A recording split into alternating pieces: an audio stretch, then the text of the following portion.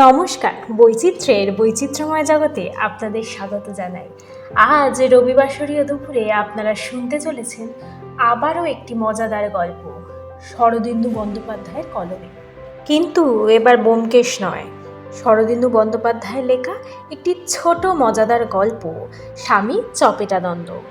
শরদিন্দু বন্দ্যোপাধ্যায়, জন্ম 30শে মার্চ 1899 এবং মৃত্যু 1970 সালে 22শে সেপ্টেম্বর। বাঙালি গোয়েন্দা ব্যোমকেশ বক্সীর স্রষ্টা শরদিন্দু বন্দ্যোপাধ্যায় বটে, কিন্তু তাছাড়াও তিনি বিভিন্ন ধরনের গল্প রচনা করেছেন, যার মধ্যে রয়েছে উপন্যাস, ছোট গল্প, অপরাধ এবং গোয়েন্দা গল্প, নাটক এবং চিত্রনাট্য। এই গল্পটি আমরা নিয়েছি আনন্দ পাবলিশার্স থেকে প্রকাশিত শরদিন্দু অমনিবাস চতুর্থ খণ্ড কিশোর সমগ্র থেকে। তাহলে শুরু করা যাক আমাদের আজকের গল্প, স্বামী চপেটানন্দ।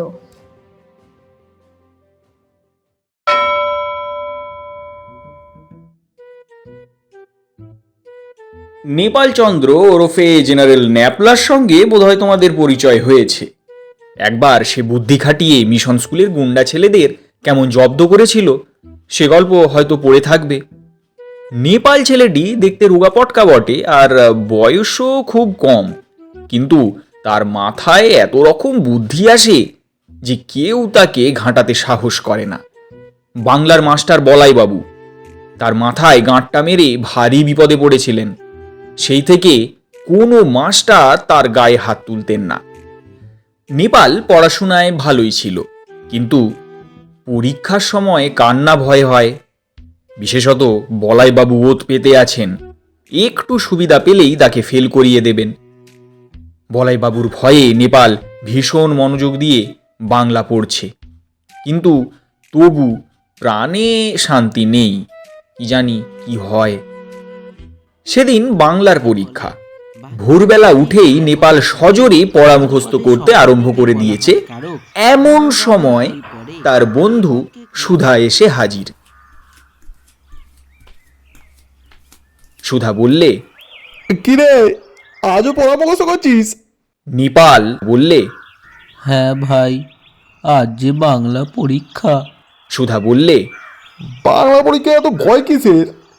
তাছে চল, কালীতলায় একজন নতুন সাধু এসেছেন, তাকে দেখে আসি চল। সাধু দেখবার মতো মনের অবস্থা নেপালের ছিল না। সে বললে, না ভাই, আজ বলাইবাবু এক্সামিনার, আজ যদি একটা ভুল করি তাহলে আর রক্ষে নেই। সুধার নিজের খুব সাধ, দেখবার খুব ইচ্ছা, অথচ একলা যেতেও কেমন বাধো বাধো ঠেকে। তাই সে সাধুর বর্ণনা আরম্ভ করলে। বললে, আরে কিন্তু আশ্চর্য সাধু ভাই, তার নাম স্বামী চপেটানন্দ। ভক্তরা তাকে চুরু বাবাজি বলে ডাকে রে। তিনি নাকি যাকে একটি চড় মারে তার কার্যসিদ্ধি হবেই। নেপাল অবাক হয়ে বললে, হ্যাঁ, কি বলিস? যা, তা কখনো হয়? সুধা বললে, হ্যাঁ রে, তার চয়ের নাকি অদ্ভুত গুণ। সমরেশ দার ছোট ভাই ক্যাবলা ইয়া বড় পিলা হয়েছিল। চড়ু বাবাজি তাকে একটি চোর মারলেন, ব্যাস পিলে অমনি ভালো হয়ে গেছে। হ্যাঁ, বলিস কি? হ্যাঁ, ভয়ঙ্কর ভালো সাধু। যে যা মানত করে যায় তার সিদ্ধ হবেই হবে। স্বামীর চরে এমনই মহিমা। নেপালের মাথায় অমনি বুদ্ধি গজালো। সে ভাবতে ভাবতে বললে, আচ্ছা মনে কর, তিনি যদি আমাকে একটা চড় মারেন, তাহলে আমি পরীক্ষায় পাস করতে পারবো? সুধা ভারী উৎসাহের সাথে বললে, নিশ্চয়ই পারবি। আরে বলাইবাবু তোকে কিছুতেই ফেল করাতে পারবে না। আরে তাই বলছি, চল নেপাল, চড়ুবাবাজির কাছে একটা চড় খেয়ে আসবি, ব্যাস কেল্লা ফতে। পড়তেও হবে না কিচ্ছুই, ড্যাং ড্যাং করে পাস করে যাবি। আমিও একটা চড় খাবো, যা তাকে বলাতে। হিস্ট্রিটা ভালো লিখতে পারিনি বুঝলি, ওই তারিখগুলো না আমার একদম মনে থাকে না। চ চ, আর দেরি নয়। নেপাল আর লোভ সামলাতে পারলে না। দুই বন্ধু তখন বার হলো। গঙ্গার ধারে কালীতলা। সেখানে প্রকাণ্ড অশ্বত্থ গাছের নিচে একটা বাঘের চামড়ার উপর চপেটানন্দ স্বামী বসে আছেন। তখনও ভক্তেরা কেউ এসে জোটেনি। সুধা নেপাল ভক্তি ভরে তাকে প্রণাম করলে। বাবাজির চেহারাটি চিমড়ে, মুখে অনেকখানি দাড়ি গোঁফ, চোখ দুটি করমচার মতো লাল। তাকে দেখে ভারী তিরিক্কি মেজাজের লোক বলে মনে হয়। তিনি আবার কথা কন না, সবসময় মৌনী হয়ে থাকেন। সুধা আর নেপালকে দেখে তিনি হাত তুলে আশীর্বাদ করলেন। বাবাজির রুক্ষ চেহারা দেখে নেপালের খুব ভরসা হলো। সে ভাবল, নিশ্চয়ই ইনি খুব তেজি সন্ন্যাসী, এর চড় কখনো বিফল হবে না। হাত জোড়ো করে এসে বললে, চড়ু বাবা, আসলে আজ আমার বাংলা পরীক্ষা। প্রিপারেশন ভালোই করেছি, তবু মানে ভয় হচ্ছে বলাইবাবু আমাকে গোল্লা খাওয়াবেন, তাই আপনার কাছে এসেছি। মানে আপনি যদি দয়া করে আমাকে একটি চড় মারেন তো ভালো হয়। না, বেশি জোরে মারবেন না প্রভু, আস্তে মারলেই কাজ হবে। কিন্তু চড়ু মহারাজ তা শুনবেন কেন? তিনি নেপালের গালে একটি 82 সিক্কা ওজনের চড় কষিয়ে দিলে। নেপাল একে দুর্বল, তার উপর হঠাৎ এত বড় চড় আশাই করেনি। সে একেবারে চিৎপটাং হয়ে পড়ে গেল। চপেটানন্দ স্বামী চড় মেরেই আবার গম্ভীর হয়ে বসে রইলেন। গালে হাত বোলাতে বোলাতে নেপাল উঠে বসল। তার মাথাটা কেমন গুলিয়ে গিয়েছে, কিন্তু তবু কাউকে কিছু বলবার নেই। সে নিজেই তো চড় খেতে চেয়েছে। সুধা তার হাত ধরে টানতে টানতে বলল, চলে আয় নেপাল, তোর কাজ হয়ে গেছে, চলে আয়। এবার নিশ্চয়ই পাস করবি তুই। সুধা নিজে কিন্তু চড় খেলে না। বাবাজির চড়ের বহর দেখেই তার পিলে চমকে গিয়েছিল। সে মনে মনে ভাবলে, কি হবে চড় খেয়ে? হিস্ট্রি পরীক্ষা তো হয়েই গেছে, এখন চড় খেলে হয়তো কোনো ফলই হবে না। তার চেয়ে নেপাল চড় খেয়েছে এই ভালো। ভালো কিন্তু মোটেই হয়নি। নেপাল সেদিন বাংলা পরীক্ষা দিলে বটে, কিন্তু চড় খেয়ে তার মাথা গুলিয়ে গিয়েছিল বলেই হোক অথবা যে কারণেই হোক, বেচারা পাশ করতে পারলে না। বলাইবাবু তাকে অনেক গোল্লা দিলেন, ফলে সে 100-র মধ্যে মোটে 12 নম্বর পেলে।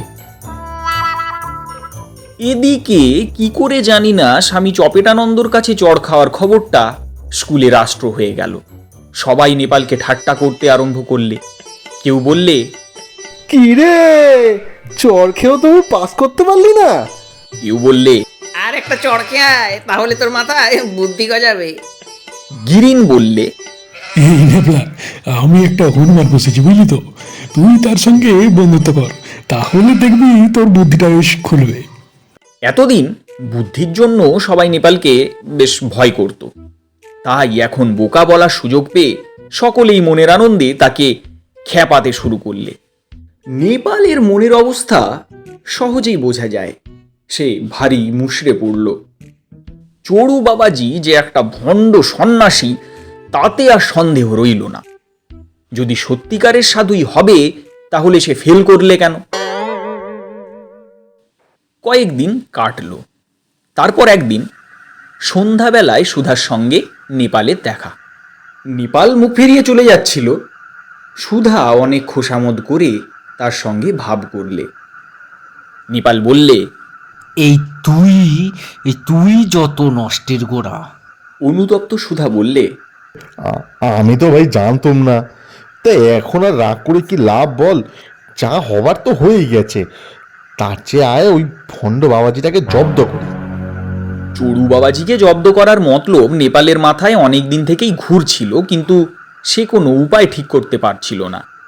দুই বন্ধুতে এখন মাঠে বসে অনেক পরামর্শ করলে, কিন্তু একটিও মনের মতন ফন্দি মাথায় এলো না। নেপাল তখন বুকে ঘাড় গুঁজে ভাবতে শুরু করলে। আধ ঘন্টা পরে সে হঠাৎ লাফিয়ে বললে, হয়েছে হয়েছে হয়েছে, এবার বাবাজিকে চড় মারার মজা টের পাইয়ে দেব। মহাবীর। সুধা আশ্চর্য হয়ে বললে। মহাবীর? কি? নেপাল বললে, গিরিন্দার মহাবীর। এখন চল, কাল সকালে সব ঠিক হবে। গিরিন্দাকেও দলে নিতে হবে। এখন চল চল। পরদিন সকালবেলা স্বামী চপেটানন্দ তার বাঘের চামড়ার ওপর শুয়েছিলেন, আর দুজন ভক্ত তার পা টিপে দিচ্ছিল। এমন সময় গিরিন, সুধা আর নেপাল গুটি গুটি পায়ে সেখানে গিয়ে উপস্থিত। গিরিনের কোলে একটি 7-8 বছরের ছেলে কিংবা মেয়ে, আগাগোড়া র্যাপারে ঢাকা। দেখে মনে হয় বুঝি তার ভারী অসুখ করেছে, তাই তাকে চড়ু বাবাজির চড় খাওয়ানোর জন্য আনা হয়েছে। এরকম রোগী বাবাজির কাছে রোজই 2-4 জন আসে। 3 জন স্বামীজিকে দণ্ডবধ করলে। একজন ভক্ত গিরিনের কোলে র্যাপার ঢাকা মূর্তিটিকে দেখিয়ে বললে, জয় বাবা চপেটানন্দ, ওর কি হয়েছে? নেপাল বিনীত স্বরে বললে, ওর বড় অসুখ, তাই বাবাজির কাছে নিয়ে এসেছি। উনি যদি দয়া করে ওকে ভালো করে দেন। ভক্তটি বললে, তা ভালো করে দেবেন। ওর কি রোগ হয়েছে? নেপাল বলল, তা তো জানি না, কিন্তু কথা বলতে পারে না। এখন বাবাজি যদি ওর মুখে কথা ফুটিয়ে দেন তো বড় ভালো হয়। আমরা 5 টাকা মানত করেছি, বাবাজির পায়ে প্রণামী দেব যদি একে ভালো করে দিতে পারেন। প্রণামীর কথা শুনে চপেটানন্দ উঠে বসলেন। ভক্ত বললেন, এ আর বেশি কথা কি? প্রভু চড় মেরে মেরে অনেক বড় বড় রোগ ভালো করেছেন। ওকে কাছে নিয়ে এসো। নেপাল বলল, কিন্তু উপর রাগী আর কিছুতেই মুখ খুলতে চায় না। ভক্ত বললে, তাতে ক্ষতি নেই, তাতে ক্ষতি নেই। বাবার চড় খেলেই সব রোগ সেরে যাবে। কিন্তু কথা কইতে পারবে তো? খুব পারবে। 2 দিনের মধ্যেই মুখ থেকে একেবারে খই ফুটবে। গিরিন তখন কোলের রোগীটিকে নিয়ে এগিয়ে এলো, আর চপেটানন্দ স্বামী মারলেন তার গাল লক্ষ্য করে এক প্রকাণ্ড চড়। অমনি হুলুস্থুলু কাণ্ড, চড় খেয়ে র্যাপারের ভেতর থেকে বেরিয়ে এলো রোগী নয়, প্রকাণ্ড একটা গোদা হনুমান। সে হচ্ছে গিরিনের পোষা হনুমান। তার নাম মহাবীর। মহাবীর ভয়ানক রাগী, গিরিন ছাড়া আর কারুর শাসন মানে না। সে একেবারে চড়ু বাবাজির ঘাড়ের ওপর লাফিয়ে পড়ল। ভক্ত দুজন বলে টেনে দৌড় মারলে। চড়ু বাবাজির সঙ্গে মহাবীরের রীতিমতো যুদ্ধ আরম্ভ হয়ে গেল। মহাবীরের গায়ে ভীষণ জোর, সে বাবাজির ঘাড়ে এক কামড় বসিয়ে দিলে। বাবাজির আর মৌনব্রত রইল না, তিনি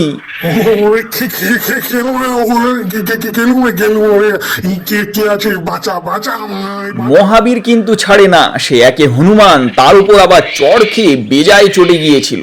চিমড়ে চড়ু মহারাজ তাকে সামলাবেন কি করে? সে আঁচড়ে কামড়ে দাড়ি গোপ ছিঁড়ে বাবাজির অবস্থা শোচনীয় করে তুলল।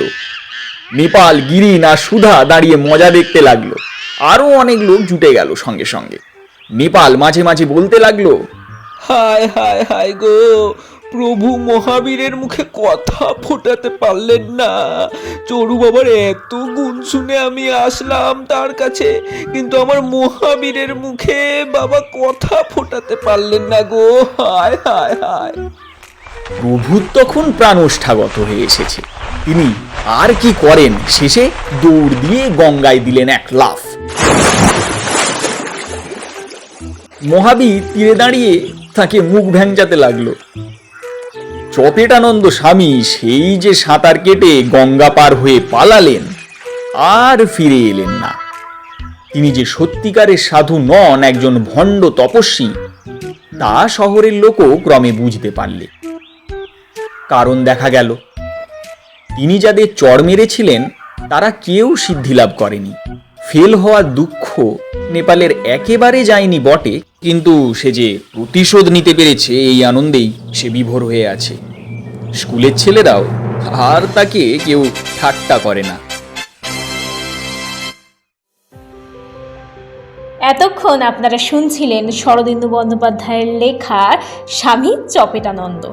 গল্পের সূত্রধার আমি রায়া, গল্পকথক প্রীতম, ন্যাপলা সুমন, সুধা অনিমেষ, গিরিন এবং স্বামী চপেটানন্দ সাগ্নিক, ভক্ত সুকুমার মাইতি এবং অন্যান্য চরিত্রে সুদীপ্ত মাইতি। পোস্টার ডিজাইন এবং স্পেশাল সাউন্ড এফেক্টসে প্রীতম। আবার দেখা হবে আগামী রবিবার অন্য কোনো নতুন একটি গল্প নিয়ে।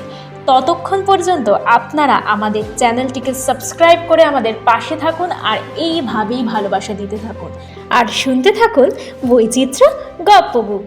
ধন্যবাদ।